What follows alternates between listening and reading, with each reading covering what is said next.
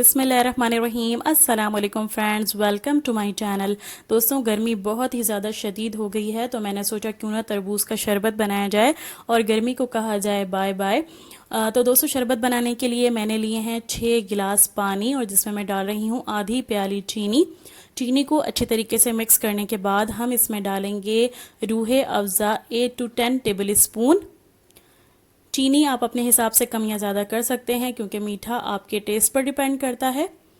अच्छे तरीके से मिक्स करने के बाद हम इसमें डालेंगे तरबूज के चंक्स 1 प्याली भरकर।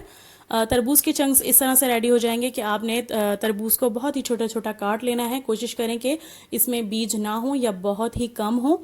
चंक्स डालने के बाद हम इसमें डालेंगे ढेर सारी बर्फ़ ताकि ज़बरदस्त सा चिल हो जाए और फिर इसको हम करेंगे सर्व। तो दोस्तों, ये है ज़बरदस्त तरबूज का ठंडा ठंडा सा शरबत। आप भी ज़रूर ट्राई कीजिएगा। मुझे इजाज़त दीजिए, अगली वीडियो तक के लिए अल्लाह हाफिज़।